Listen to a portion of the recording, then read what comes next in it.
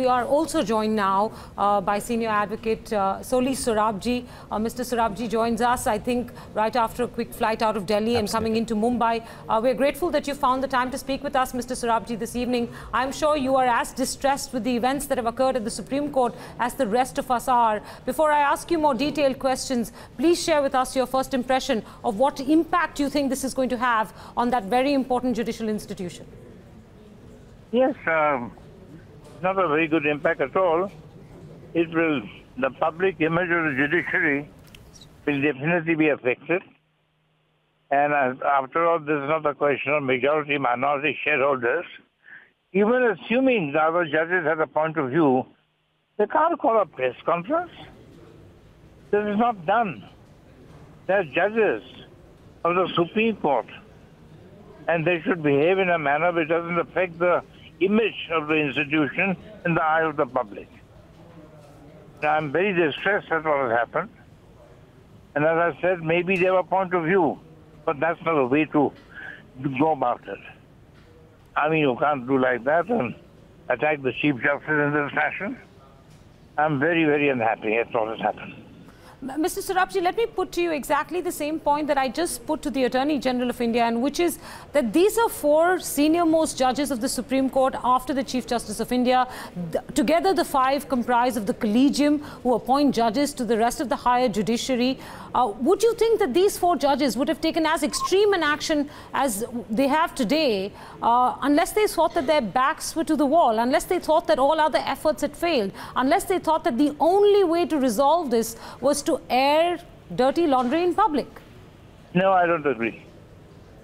To go to utter in public is not the way to resolve it.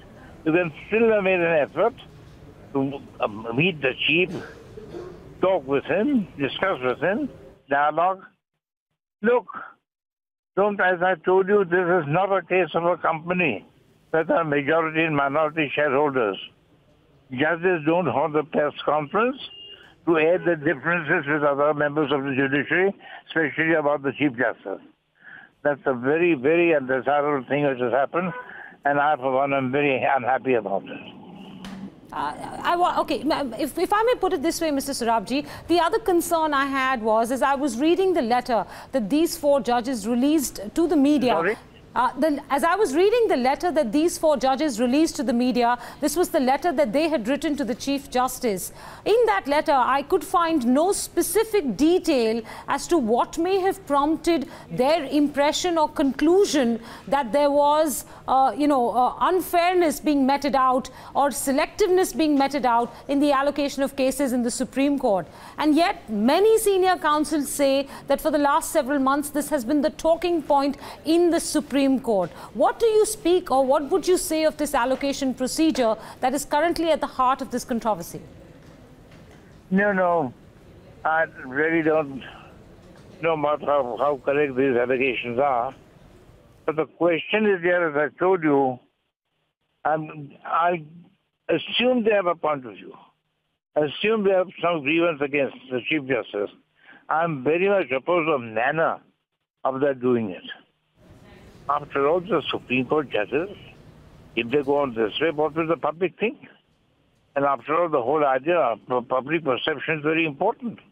And that's what really is the main factor about which conduces to the independence of the judiciary. I'm sorry, but I think this is something which should not have been done. And I'm sorry it's done. How can this be fixed, Mr. Sorabjee?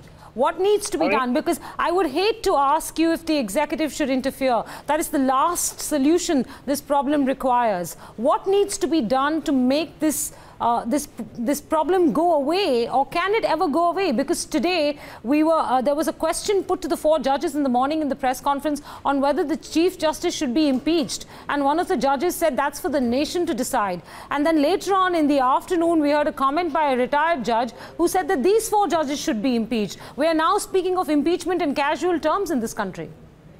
No question of impeachment. That's out of the question.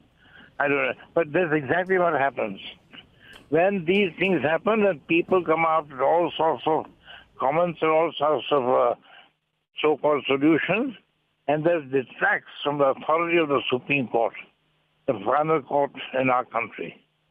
I think these judges should have really thought 100 times before they had the press conference. What do you think can be done now to resolve this? Well, what can be done now is let better counsel prevail. Let there be a better atmosphere of understanding.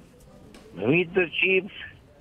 He is the head of the judiciary, of course, the first among equals, but sort it out. Sort it out in a good spirit of understanding and give and take. They must set an example. Judges can't behave like shareholders in a public limited company. Mr. Sorabjee, we have often in the past discussed the NJAC system versus the collegium. We've discussed what it means to have the executive play a role in the appointment of judges, or a larger role, if I may call it that. Do you believe that this disunity in the Supreme Court, this friction, this fracture, opens the door for more external interference? Will it undermine the independence of the institution? Well, not undermine, not the executive will do anything about it. I suppose the executive standard is a matter for the judges. Government has no role to play in this. Judges should sort it out themselves. And I hope they do it. Okay, dear. Bye. All right, Mr. Sorabjee, we'll leave it there.